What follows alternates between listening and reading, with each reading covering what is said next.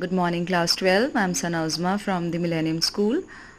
Children, till the last session, we have covered up very important topics of the chapter Chemical Kinetics. If you have seen the previous videos, we have covered up the reaction rate, types of reaction rate, the rate law expression, the differential rate law, and also the order of the reaction is introduced to you. And most importantly, we have discussed some important numericals which are related to the important topics that we have discussed up till now. So I hope that you are thorough with the topics already covered and you are regularly following the videos. Now, in today's session, I'll take you to another important topic, that is initial rate method to determine the order of the reaction, as you can see here. And I have a numerical here to explain you this topic in a proper way, because this type of numerical is very important for your board examination. It has been asked a number of times and it is very simple. Most of the times I have observed that children are successfully, they are capable of solving these numericals, these type of numericals, and they score full marks. And these type of numericals are usually asked for 3 to 4 marks. So please listen to this, pay attention. Okay, here you can see that an arbitrary equation or hypothetical equation is mentioned here, where 3a plus 2b is giving product. And this table is given here, a table that will be given to you even in the exam also. From this table, you have to extract out the informations which will be required to solve the numerical. So you can see here we have initial concentration of both the reactants, that is reactant A and reactant B, and also we have initial rate of reaction. Since the topic is determination of the order of the reaction from the initial rate, if it is given, or the initial rate method. So pause the video for some time and copy down this table so that you can also solve the numerical along with me. So what is to be done in this numerical? You have to determine the order of the reaction, the rate law expression you have to write down, and also you have to find out the rate constant.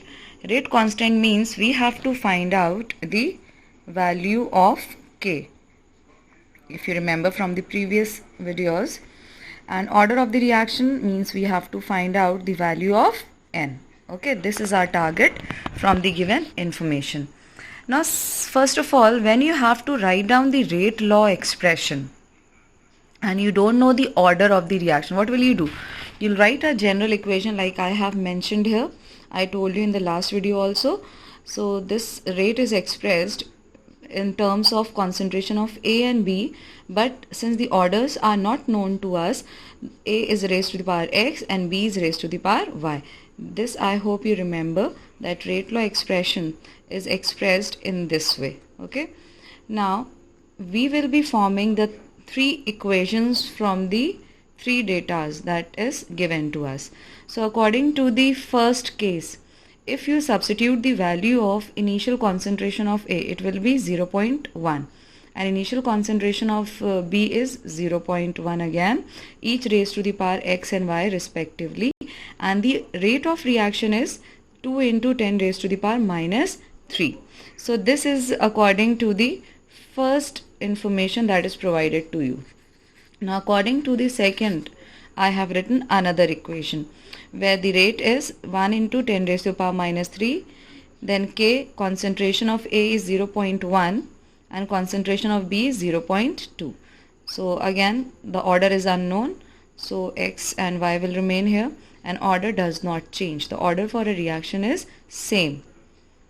Now third, according to third case, we will be writing third equation that is mentioned in front of you. Now you have to apply simple mathematics here. You have this given data, and with the help of these 3 equations, children, you need to reach to the value of X and Y. So what can be done? If you divide equation 1 by equation 2, what will happen? if these two equations 1 and 2 will be divided, this term will get cancelled off, okay, and here also calculations can be done. Only this will remain as it is. Okay, so I have done this here. You can see dividing equation 1 by 2, and I have mentioned the values here. These two will get cancelled off. You will have 2 upon 1 towards LHS side, and RHS side will have 0.1 raised to the power y upon 0.2 raised to the power y, which can be written in this way: 2 from LHS and half raised to the power y from RHS. Now, as you have done in the previous examples also, that when the base is same, the power can be equated. Simple rule of exponentials or indices. So here, if you have to equate this base, you can write it as 1 by 2 raised to the power minus 1. So now when you have half of both the sides, it will get cancelled off, right? And you will have the value of y as minus 1. Now we have the order of the reaction with respect to B as minus 1. One part is done. Now coming to find the value of x. Now again select two equations. You can see if we will select 1 and 3, this part will get cancelled off. That is the concentration of B will get cancelled off, since we have same values in equation 1 and equation 2, and we will be having the equation with respect to x, which is the need.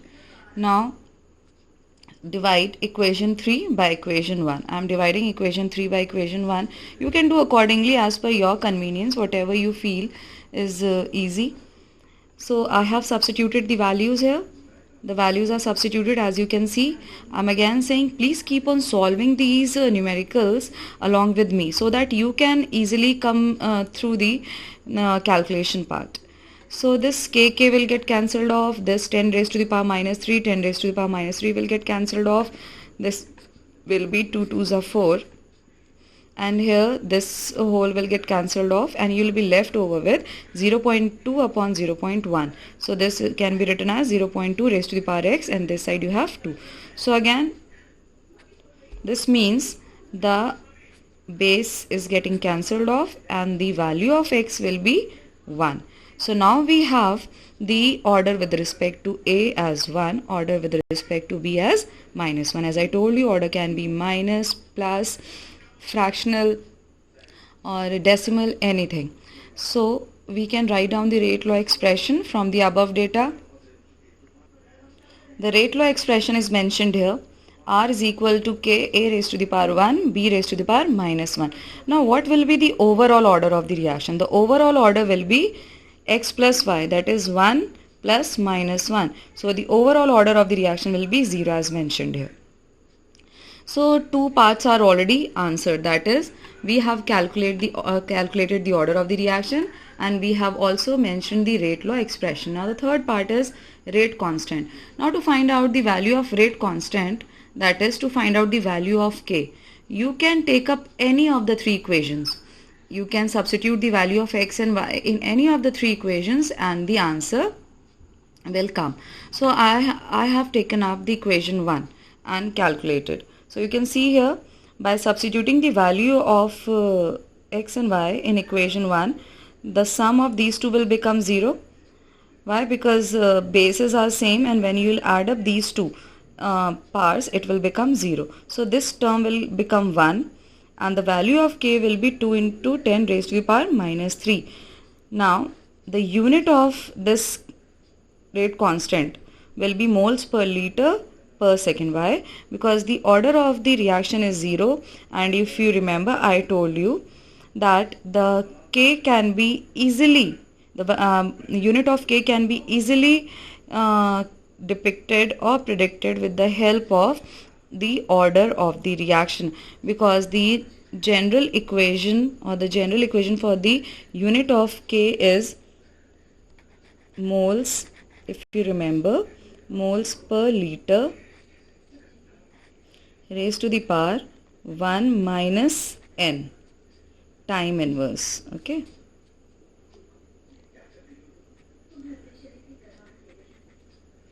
So this is the general equation, and when you substitute the value of n here, that is, for this case it is 0. So when you substitute the value of n here as 0, the equation will get modified as moles per liter per time, per unit time. Now since we have the concentration or everything in seconds, it will be given to you in the question. So the unit will be moles per liter per second. Now this will be the method that you will be applying to get the answer in your board examination, because when the numerical is of 3 marks, you have to show each and every step, and mark this, children, you get the marks even for steps. If in case you are not getting the correct answer finally, but the steps that you have shown is correct, that might fetch you marks. So please try to solve the numericals showing each and every step. Okay, and anyhow you can also find out the order directly by simply looking into these values. You can see here that when the concentration of B is doubled, where A is kept constant, the initial rate is halved. That means with this, the relation of initial rate is indirect, or you can say inversely proportional. That is why the order with respect to B is -1. And now you can see now the third equation, the concentration of B is kept constant, whereas concentration of A is doubled. From 0.1 it is 0.2 now. So when the concentration is getting doubled, you can observe here the rate is also getting doubled. That means with respect to concentration of A, the rate of reaction is directly proportional. So just by looking up to this data, you can reach to the order of the reaction, and rest of the calculation you just need to apply your brain. But this direct method can be applied in your NEET exam, in your IIT or other competitive exams. But for boards you need to write down the steps that I have mentioned here, the proper steps. So I hope this calculation part is clear. Children, I'll be sending some more numericals related to this topic, because you get this type of question from chemical kinetics most of the times in your board examination. Now I'm starting with the new topic, that is order of the reaction.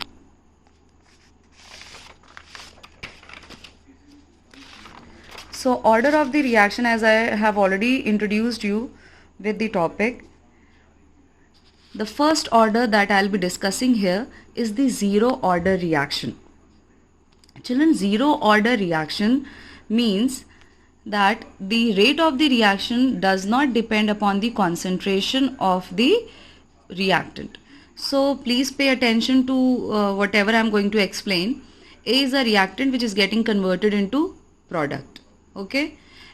Initially, if I say that at t equals to 0, suppose the initial concentration, that is at time t equals to 0, the concentration of A is A0. When t equals to 0, there is no product formation, so product is taken as 0. And after time t, the product concentration has become AT. So the initial will be A0 minus AT. I hope this much is clear. Now according to rate law expression, you can write down the rate of reaction is equal to K into concentration of A raised to the power 0. Why? Because we are talking about zero order reaction. So this will be raised to the power 0. Fine. And according to differential rate law, which we did in the first class, it can be written as minus dA upon dt. Please recall the first lecture. And if you have not seen the previous videos, obviously this is going to be a bouncer. So please watch the previous videos first and then come to this. So this is differential rate law, because this is written in the form of differentiated equation. Now, since both are for rate, you can equate these two equations, and on equating, you can write it as Ka raised to the power 0 minus dA upon dt, right? Now further on evaluating this, minus dA upon dt is equal to K. Just inverted the position from LHS to RHS. Now whenever you have an equation in differential form, to get the exact value, you need to integrate it. Okay, so this dt I have shifted here, as you can see here, and this side we have only dA. On integration, I hope you have an idea, you must have done it in physics. We have to apply the limits also here. Initial concentration is A0 and final is AT. So I have written the limits here. Similarly, the initial time was 0 and the final time is T, which I mentioned here. Okay. So from there we got this value. Now differentiation of integration of dA will be A. Limit is A0 to AT. K is a constant, so it will be out. And this will be written as dt. The integration of dt will be T. Since the limit is 0 to T, so I have written final minus initial. And this will become AT minus A0 and this will be minus KT. So finally you will get the equation in this form. AT is equal to A0 minus KT. Very important, learn this equation by heart. Children, in boards you get the question based on 0 and first order reaction only. Now let us describe the terms. A0 means initial concentration, AT means final concentration, K means rate constant, and T means time in which concentration changes from A0 to AT. That is how much time is been taken. Okay. So we have this equation now. Now this equation when compared with the equation of straight line, as you can see here, I have written the equation with respect to AT. AT is equal to minus KT plus A0. And you know that straight line equation is equal to y equals to mx plus c. This is a very simple concept of maths, straight line equation. When you have to plot graphs, then we use this equation. So by comparing, y-axis will have AT, the slope, m means slope, the slope is minus k, and on x-axis we will have time, and as intercept we will have A0. Okay, so I have plotted the graph considering these terms. On y-axis, this is your y-axis. On y-axis I have substituted AT, and on x-axis I have substituted time. Since the slope is negative, so it will be plotted in this direction. And what will be the value of slope? The slope is represented by tan theta. Though even if you do not want, you can skip this part. The slope is equal to minus k, I have mentioned here. And what is the value of intercept? Intercept, that is C. Intercept is A0. Okay, so by applying simple mathematical concept you can reach to this graph. At times you get the graph in your exam and it is asked to identify that this graph is representing which order of the reaction, though you get the graphs maximum on 0 and first order only. Okay, so learn these things, children, by heart. It's better if you understand it and then learn it. And in case of your doubts, please message me, I'll clear your doubts. Now 1 and 2 more simple graphs are present here. As you can see from this equation, children, R is independent of concentration. For 0 order, it is known to us, in case of 0 order, the rate of reaction does not depend upon the concentration of the reactant. This I discussed in my last video also. That means R is independent of concentration of reactant. So if you will plot a graph between rate and concentration of the reactant, it will be plotted like this. Okay, again an important thing, rate for 0 order is also independent of time. These graphs are only for 0 order and not for any other order. So please remember these graphs, children. You might get these graphs and it is asked to identify the order of the reaction from the graphs, or it can be asked to plot the graph. Since you have 20 marks question objective types, so you might get these kind of questions, and MCQs are also a part of your question paper. So you never know what type of questions are going to be asked in your board exams. So please be thorough with these topics. Now moving ahead. Now next part is half-life of 0 order reaction. Half-life means what? Time in which a reaction completes its 50%. Okay, that means what is the duration in which a reaction is getting 50% completed.